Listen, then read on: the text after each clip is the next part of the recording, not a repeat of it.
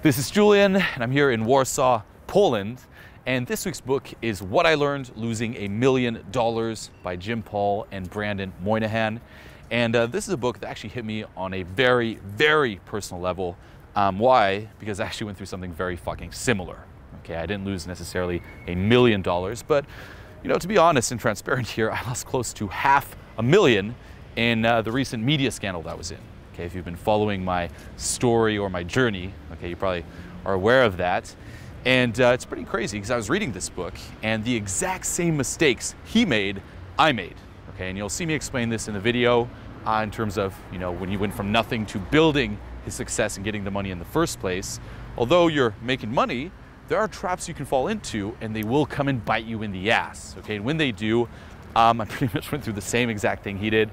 It's pretty crazy. Okay, now of course, this is in like 83, 84. Okay, $1 million a lot more than it is now, but it does hit you on a fucking personal level. Okay, so what I thought I'd do here is kind of go over the main points of the book here and kind of link it to what I went through as well and how universal this actually is. Enjoy. So the way he starts off his book here, okay, as I mentioned before, is with his own personal story about how he pretty much went from nothing, okay, just being dirt broke to making the money in the first place. And I won't get into too many details here. Okay, check the fucking book out. But what was interesting was the pattern that emerged. Okay, and I'll explain this here, but this is something that I could personally really resonate with. And what he says here is he started off poor. Okay, and he got his first job when he was a kid, caddying at a golf club. And by hanging around all of these successful and rich people, that's when he developed, you know, his love for money. Okay, and this is a theme that's you can kind of see throughout the book. He even writes down here, it's not what you do, but how much you get paid for it.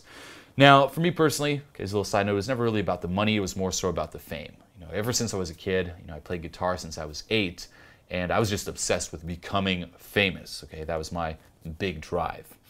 And he started hustling. Okay, he went from poor, he started hustling, getting all these different jobs, even through high school. Okay, he was able to afford a car.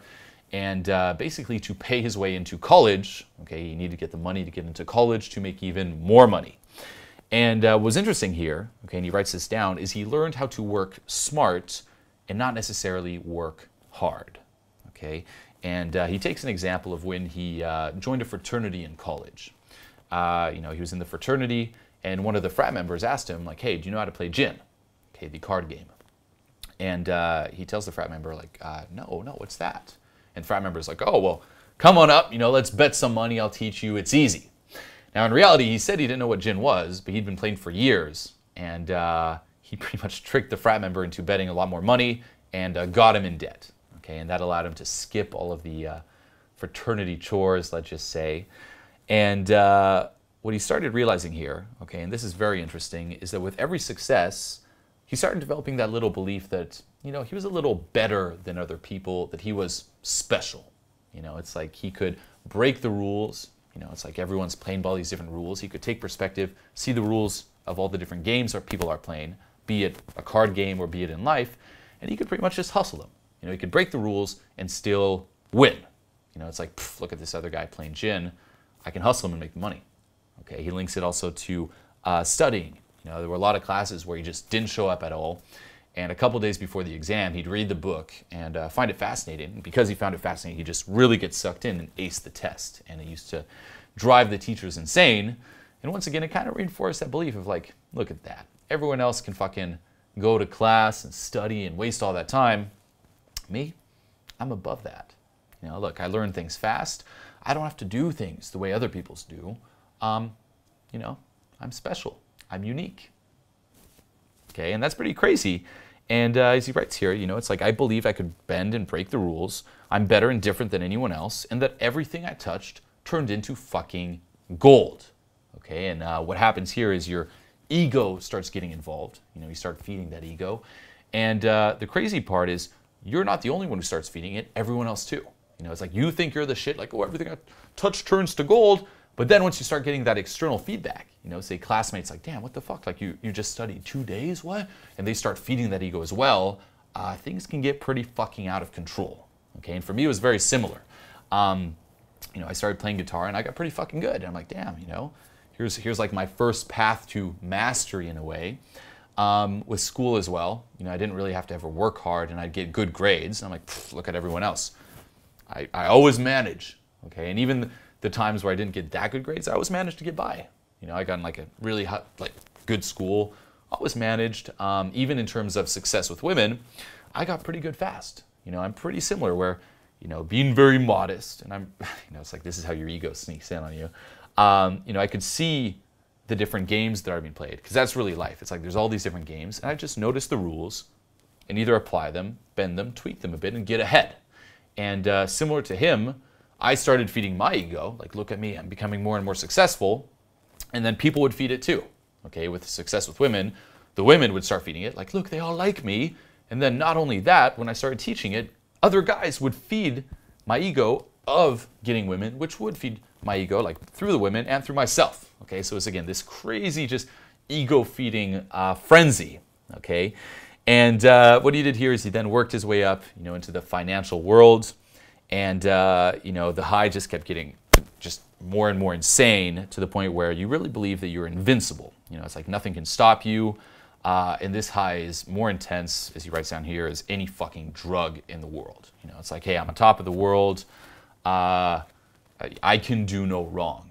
Okay, it's really that belief there. And that's what I was thinking before the whole, media scandal. I was really like, hey, look at me. It's like all these different obstacles were thrown in my way. I've always dealt with them. I'm invincible. Look at this. I'm just killing it. Dream job, traveling the world. It was like, I am a god. Okay, and I really believe this from like a very egotistical standpoint. It's like, hey, I'm a god. It's insane. It's like, look at me. I can do no wrong. Every morning I wake up like, damn, like how could it get any fucking better than this? And every day it'd get fucking better. Okay, just on the up and up. And he writes this down too. It's like every day would just get better. He's like, man, could it get any better? Of course it does. Okay, and you reach a point where how much success is a given. You're like, every day is going to be better. And you just keep taking and expecting more. Okay, and again, you kind of get caught up in that ego frenzy or frenzy of success. And he writes down here, he started spending money like crazy, okay, considering insane purchases that, only someone in an insane state of mind would consider. Okay, signs you kind of start losing control. He'd start off some days losing $30,000, okay, just lose it, and just be like, oh, what a great day, with a smile on his face, like no impact at all. Okay, another sign that you fucking lost it. And he writes down here, a lot of successes give you this false sense of just, infallibility. And again, it's really that belief that, hey, I'm above everything. You start just spending money on little tasks you don't even want to do. It's like, oh, I couldn't be bothered with that. Hire someone to do it. It's a very dangerous place to be coming from mentally, okay? And once again, I can identify with that as well, where before the whole media scandal, things were just getting worse and worse. I was just like, throwing money left and right. It's like I arrived at an airport, I'm like, oh, I can't deal with this. Just get a ride, hire someone to do this. I don't care the price, even in terms of, different like filming equipment. I'm like, just get that, just totally obnoxious. Like, throwing away money, literally, thinking that, hey, more will come because I am a god. And one day, okay, and he writes this down, things did get worse. Okay, one day, the whole media thing hit. And for him, it was an investment where he invested in soybeans, and they were going really well. Okay, and they made him a lot of money, and everyone he knew a lot of money. And that, again, kept reinforcing, I'm a god, look at me, I'm making money, all my friends are making money, hell yeah. And then it started going down. And the people he knew actually were, bailing out. They weren't as bought into it as him. They were more realistic. And for him, the way he rationalized that is a lack of courage. For me, I buy with pride and I hold with conviction. I'm in this for the long run. And things just kept going down for a few months. Okay, and throughout that process, he started losing weight. He couldn't sleep. Started fighting with his family. He writes down here, time is very painful when you're losing money. And all throughout this process, there was always the belief, the chance, the hope that he could make the money back tomorrow. Okay, and there's always tomorrow. And he reached that point where at the end, he was forced out of the position. Okay, like he wouldn't even let go. He would have stuck in longer, but someone external had to force him out of the position, and he lost all of his money. Okay, he actually not only lost the money, but he found himself $400,000 in debt. He lost his job. He lost all of the different memberships, all the different positions he had. You know, by a total coincidence, he lost actually both of his parents, unfortunately, at the same time. He pretty much lost everything that was important to him except for his wife and kids. Okay, so it was really like the lowest point of his life. And he talks about here how he contemplated suicide, and he actually tried to carry it out in a way where he wanted to make it look like a car accident so he could get insurance money to give to his family, okay, because he couldn't even bear to tell them what happened. And he actually went out, drank a lot, was in the car, and he started driving, and he wanted to hit a certain pole to really make it look like an accident. And as soon as he's driving, there's like a light behind him, and it's the cops, and they pull him over, and they're like, do you know how fast you were going? And he's like, oh, like 85, 90? And they're like, no, 18. So he was like so drunk he couldn't even drive. And then he went home and took some perspective and decided, you know what, it's time to fucking stop losing. Okay, it's time to be smarter, humbled by all of this, and use this as leverage to learn from my mistakes. Okay, and he then started seeking advice from pro traders, because looking back at a lot of his successes, although he took the credit and started reinforcing that he's a god,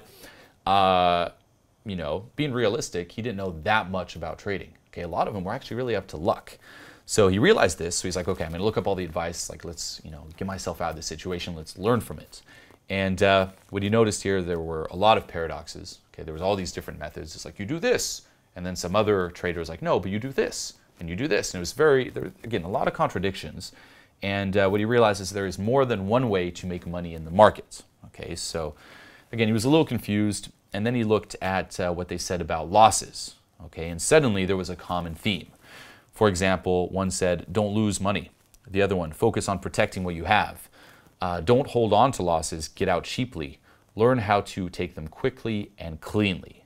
Okay, you could all make money differently, but they all knew how to control their losses. Okay, and that was their primary responsibility. Okay, it doesn't matter how much money you make, if you don't know how to not lose money, you're fucked. Okay, and what he noticed here is no one really talked about how to acquire this skill. There were some books about losing money, and you may have thought even this was one of them. It's like, just this entertaining story of losing money to just, pander to people who find delight in the misfortune of others. But there were no educational books about it. And what he decided to do here was study his losses, learn from his mistake, and share it with you and me here in his book. Okay, and for me, being honest, it was very similar, actually. I lost, again, close to $500,000. I lost, even the ability to travel to certain countries. I lost my, any kind of reputation I had, and now it's actually a bad reputation. I lost many friends. I lost many connections, many opportunities. Pretty much everything. Like, there was nothing I could grasp onto. It was like everything was taken away, and it's like you really reach that low point where things can get worse. As you start contemplating, like, even suicide. It's insane. So I'll kind of break down here, and he talks about this in the lessons learned. What happens psychologically, okay, how you find yourself in this position and why it is so intense when you lose so much. And what he says here, okay, is that loss of money is oftentimes due to two things, okay, either a fault in the analysis or a fault in its application. And more often than not, it's the latter. Why? Due to psychological factors that prevent the application of the analysis. Okay, and I love this, because by psychological factors, what is he referring to? Psychological distortions all of us engage in, even though we are basically mentally healthy. Okay, so I don't care who you are. When you hear this, like psychological distortions, what the fuck? You have them. Okay, we all engage in this to various degrees. And what he says here is a run of successes leads, okay, to more intense distortions, let's just say, okay, where your ego gets drawn into the matter. With every win, okay, every time he cheated the system, every time he felt a little bit special, okay, that distortion from reality, it's like, oh, I'm pretty amazing. I'm even more than pretty amazing. Oh my God, I'm a god. Everything that I touch is gold. That there, you actually start buying into it. Okay, you have 100% conviction, and once again, the distortion starts amplifying. Okay, and he writes this down here too. The easiest way to lose success is to become convinced that you are successful. Okay, so he breaks down here pretty much what happens, how it happens, and he starts, okay, with the definition of psychology, okay, and that is the study of the mental processes, behavioral characteristics, and emotions of an individual or group. Okay, so here in terms of the mental processes, there are two types of losses. Okay, there are internal subjective losses, let's just say your self-esteem, self-control, love, your mind. And there are external objective losses, say a bet, a game, a contest, or money. Okay, and what he says here is a loss is objective when it's the same for you, me, or anyone else. Okay, and an objective loss is impervious to how you feel or react to it. It just must be accepted without evaluation. Okay, so let's just take a sports game, okay, football game, for example. That there should be an objective loss. Okay, one team loses, done. Okay, it's like, okay, they lost. However, and this is the interesting part, is that we can personalize external losses if we equate our self-esteem with the success or failure of the team. Okay, so more often than not, okay, if you watch a game, it's actually a personal subjective loss. Why? Because how you feel pretty much, or your view of yourself, depends on if your team wins or loses. And if they lose, it's literally like a part of you loses and dies. Okay, you feel a sense of personal subjective loss. And we do this a lot, okay, and especially too with social conditioning. Okay, we're conditioned to treat all losses as failure. Okay, there are a lot of negative connotations to it. We tend to equate loss with being wrong, being bad, or failure. And on the other side of the coin, there's winning, being right, good, and success. And what he says here, okay, is that in the market, okay, since this is about the financial world, the market should be viewed as, you know, an objective external loss, not a subjective internal loss. Similar to, say, when you buy 100 light bulbs, you know, most likely a couple won't work. Or when you buy a large amount of fruit, probably some of that fruit is going to be fucking rotten. Okay, now there's nothing bad that you should equate to that. It's like, oh, of course, you know, you should feel the internal subjective loss if you buy some fruit and a little bit's rotten. Okay, your self-esteem is not tied to that. However, okay, again, the way we're conditioned, it's like, oh, it's bad, it's, you know, it's like, if I lost, this is bad, I'm wrong. Okay, that's the way we kind of connect the dots, and this forces us to internalize a lot of the external losses. Okay, and what he says here is that right or wrong, winning or losing, they have no place in business operations or market participation. Okay, and he also makes the difference between a fact, something that's been objectively verified, versus an opinion. Okay, and that's a personal assessment. Okay, that can be right or wrong depending if they correctly respond with the facts. And in terms of you know, business here, it's not about, you know, being right or wrong, but about making decisions. Okay, there is no winning involved. As soon as you think like, oh my God, I made money, I won, it's internal. You're taking it personally, and that's bad. Okay, and it can be very difficult, especially say with money, you know, because you kind of, you know, associate money with reputation, pride.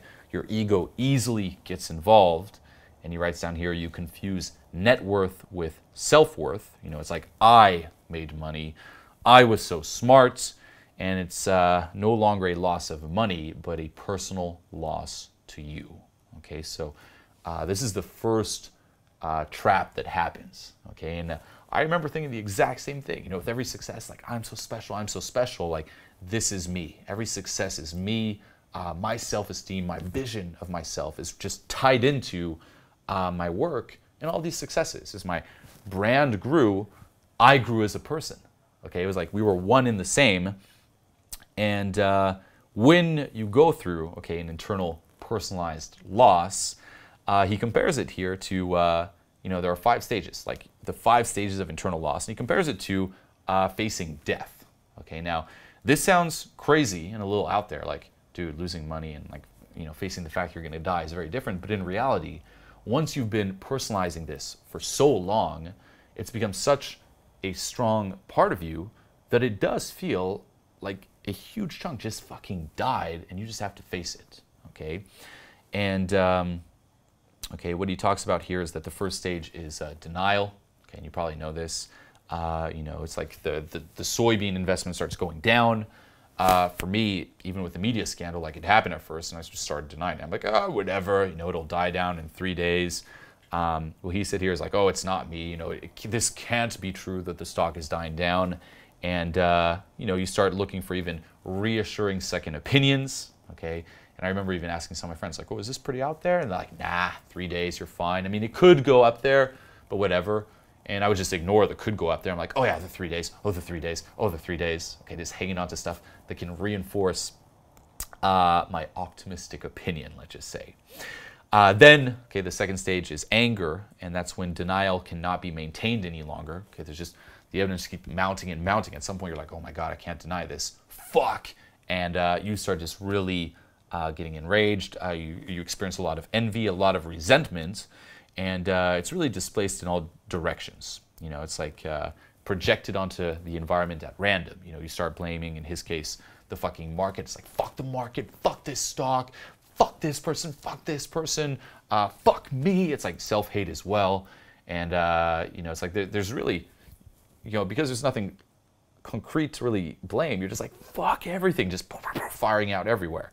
And this is what caused also a lot of tension, say, with his family. And for me, it was the same thing. It's like everything's going to shit, and there was no one specific that I was blaming. I mean, I should just blame myself for, you know, creating that situation in the first place, but I was just like, fuck, like insane.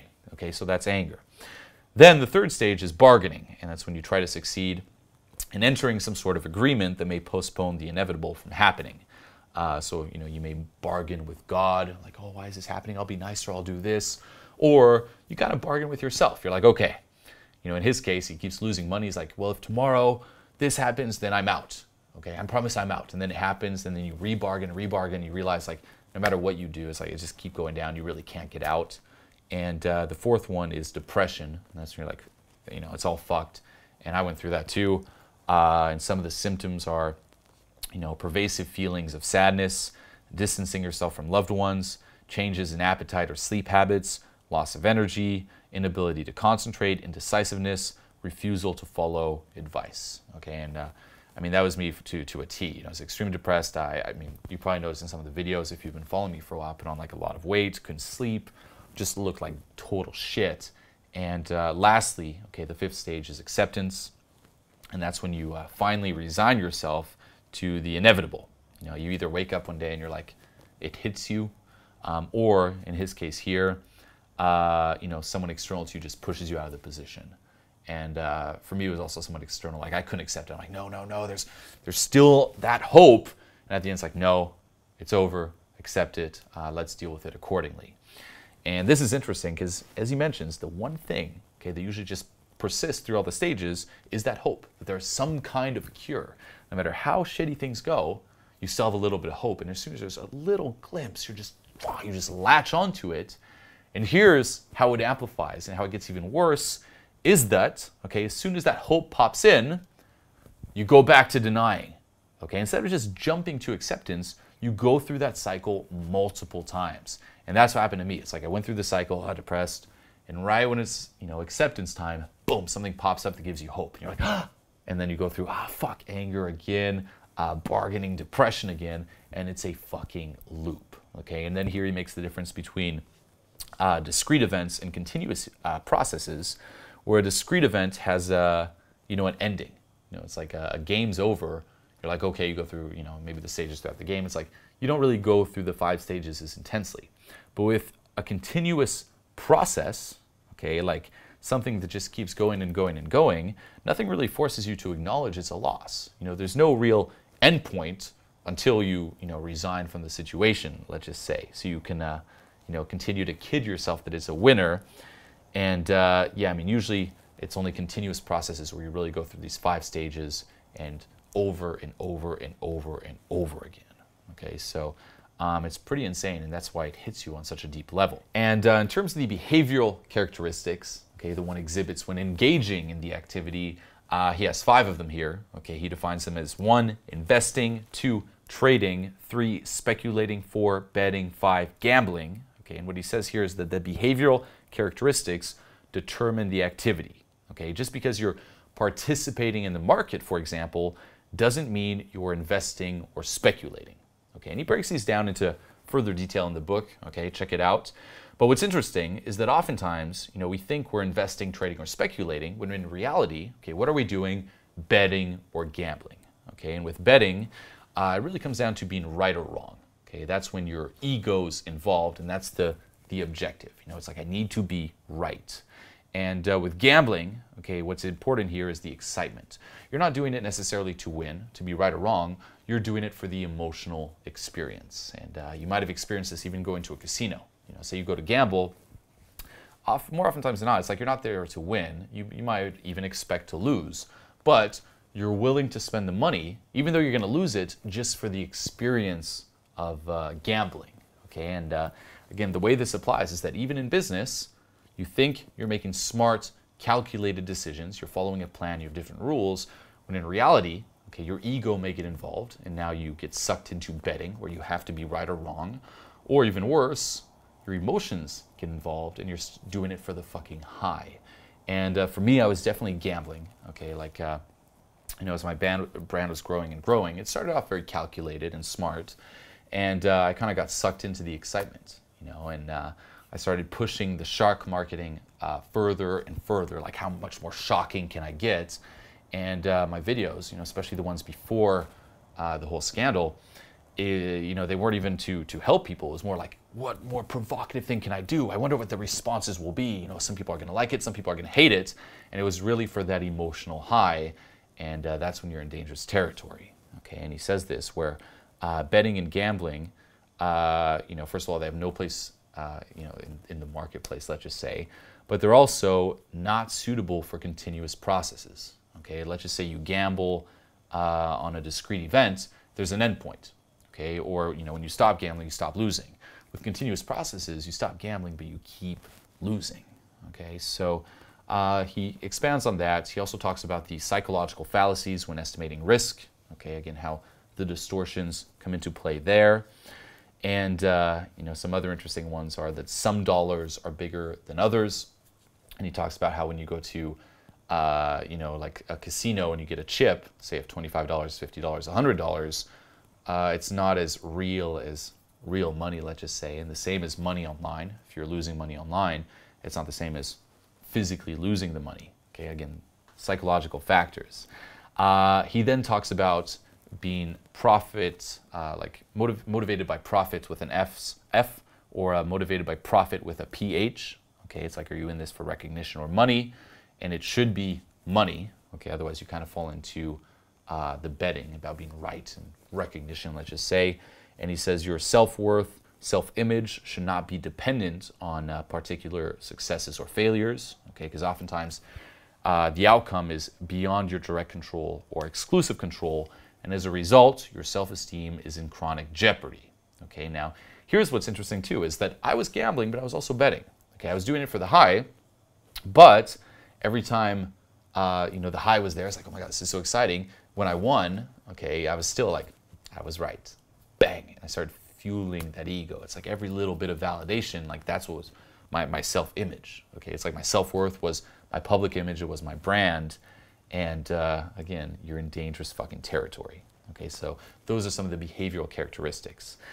He then talks about the psychological crowd, okay? And what he says is you need a model to alert you when you're becoming part of a crowd, okay? So if you want to define crowd, it would be, say, a gathering of individuals, regardless of what has brought them together. Okay, that's a crowd. But, okay, he then builds on that, and he quotes Gustave Le Bon, okay, who wrote a book called The Crowd, and the way he defines it, okay, from a psychological perspective, it has a different meaning, okay, and he defines it as when the sentiments and ideas of all the people in the gathering take one in the same direction and their conscious individual personalities disappear, then the gathering has become a psychological crowd. This process does not require a gathering of people. An isolated individual who displays those characteristics is, for all intents and purposes, a member of the crowd. Okay, so even sitting alone, let's just say in your den following the market, you can be part of a psychological crowd. Okay, if your decisions and how you feel is just like wavering back and forth like a fucking candle in the wind, you're displaying characteristics of the crowd, okay? in your, let's just say, individual decision-making processes. You're making crowd trades, as he talks about here. And the difference is an individual acts after reasoning, okay, deliberation, and analysis. Okay, he thinks about his options, versus a crowd acts on feelings, emotions, impulses, and again, you start just he calls it like emotionalism. Okay, let's just say, and he talks about how you need a structure to prevent that. Okay, you kind of get sucked into the crowd, and when you get sucked into the crowd, it's, you know, a few things happen. Okay, one, he talks about how there's this sentiment of invincible power. Okay, and the way it worked for him is when he was losing everything or even making money, it was him and his friends. You know, it was like, look, we're all making money, yeah. And then losing money, some people still stuck in longer than others, and you can kind of talk back and forth and rationalize. And for me, it was the same thing. Okay, it was like the people watching my videos, liking my videos, I was getting all these comments, and it wasn't just me making smart decisions for myself. I kind of got sucked into this psychological crowd. And that gives you, again, a sentiment of invincible power, okay? And, you know, it's like, hey, we're all doing it, we're invincible now. He writes down, it makes a person yield to instincts and emotions that he would ordinarily keep in check. Okay, in a crowd, you're anonymous. You know, you can quickly put responsibility elsewhere, so you do crazier and crazier things. Say, pushing the shock marketing just too far. Okay, like I would never usually push it that far, but because I'm part of a crowd, it's like, look, we're all part of this. Fuck yeah, boom, you push it too far. Number two, contagion. Okay, and that's the tendency to spread as an influence or emotional state. Okay, and when you're part of a crowd, you're kind of hypnotized or mesmerized. You know, as he says here, it's like getting quotes from a broker or watching the prices go up and down in the crowd. You know, it's like that same type of vibe. It's like I'm watching the comments. It's like up and down. You're kind of like in this mesmerized state. And the third one is suggestibility, and the way a hypnotized subject, he writes down here, in the hands of its hypnotizer responds to the power of suggestion. You're highly suggestible, and you're no longer really conscious of your acts. Okay, it's in the hands of the prices on the screen, and for me, a lot of it was still the comments. You know, there's a saying, being cheered off the cliff. It's like I'm in this state of just reading all the comments, and it's like, yeah, do more, do more, do more. And although, again, if you took me aside, snapped me out of it, like, hey, is this really smart? I'm kind of mesmerized. I'm like, yeah, do more, do more. And he writes down here, you know, once individuals, no matter how like or unlike they are, have formed a crowd, it puts them in possession of a collective mind that makes them act in a manner very different from the way each individual would act in a state of isolation, and allows himself to commit acts contrary to his most obvious interests. Okay, and this is why, you know, you may say, hey, I'm not going to do this, and then you go in with your friends and you do it, okay, because you're part of a crowd. Or, you know, you do something you said, or you don't do something you said you would do, let's just say, okay? And as he mentioned, if a person exhibits these characteristics, no matter if he's in a physical crowd or not, he's part of a fucking crowd. So to tie it all together here, okay, and this is the third part of the book, is he actually says, you know, the irony is that right after he got forced out, the soybean market actually turned around and went up again. So he would have made a lot of money if he stuck in a little bit further, but, okay, and he writes this down, that would have just postponed the inevitable loss and would have made that loss a lot bigger, okay, and that's pretty key. When you lose so much, it's like, what if, what if, what if? You know, I definitely thought about it. I'm like, man, what if I just never put those videos out? Okay, what if it just never happened? Oh my God, it should have never happened. Or what if I just got out of it? But, okay, in the state that I was in, it was just bound to happen. Why? Because I was just seeing how far I could go. I was pushing and pushing and pushing. And if this shock marketing spiked something up so extreme, you know, if it didn't, I would have just kept pushing. It would have been way fucking worse, okay? It also wouldn't have snapped me out of this trance of psychological distortions that I was in. And it's the same for him. It's like if losing 1 million did this to him, what would losing 6 million do to him? Okay, it would have been much worse.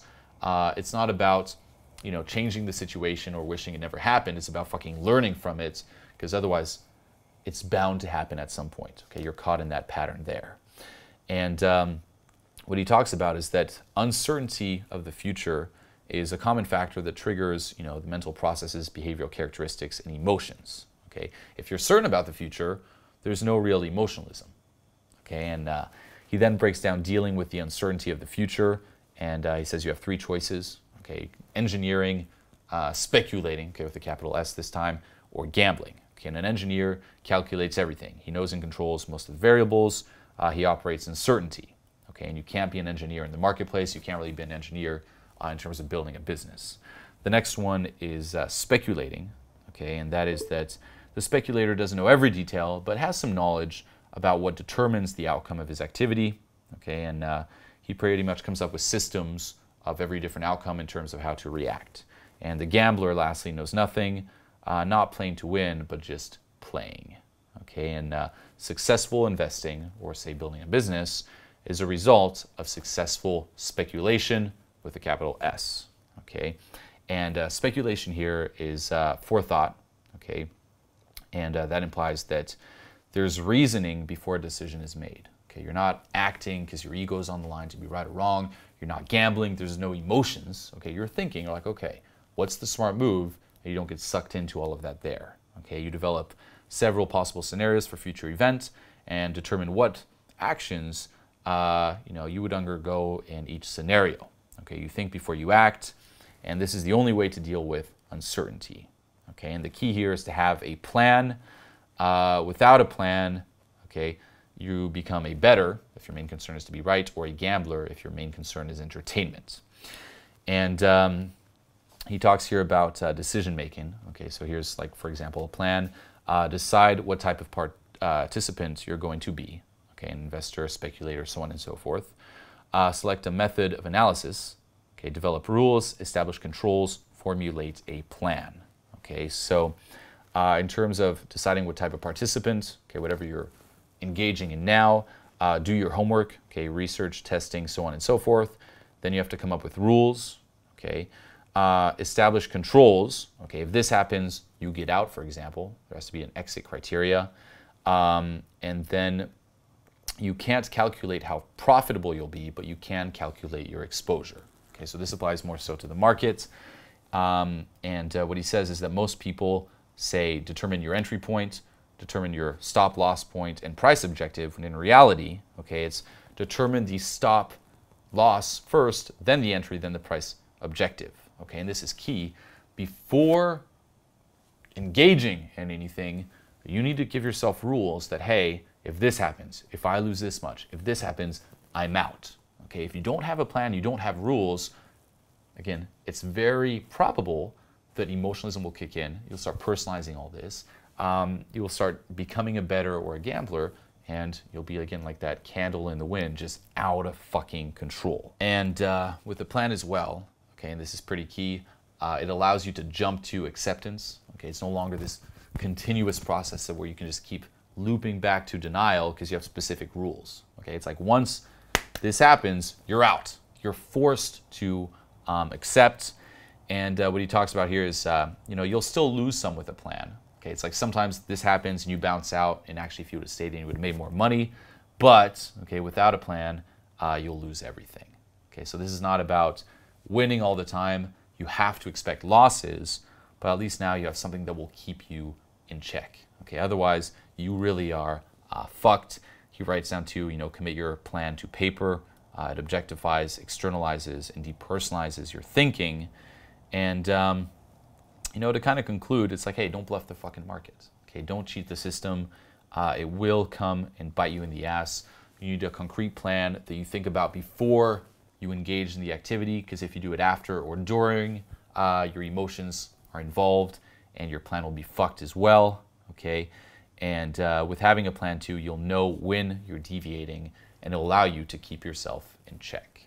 Okay, so again, the book goes way more in depth than this, but I highly recommend checking it out. I mean, for me, I personally love this. It really made me understand, like, the different traps you can fall into. It's like a little bit special, psychological distortions in terms of the emotions. Okay, you go from making rational decisions to betting and gambling, and then you kind of get sucked into the psychological crowd, and of course, you're just going to go down. Okay, so the key here is snap out of that, get a solid plan, learn how to make decisions, get rules for yourself so you don't spiral out of control, to keep yourself in check, and You know, I mean, obviously you'll break it at times, but at least you'll fucking know. Okay, otherwise you can just keep kidding yourself, looping through the 5 stages, and you're, as I mentioned before, fucked. Okay, so, you know, if this resonated with you, check the book out. Be sure to check the comments here below for next week's book. And as always, until next time.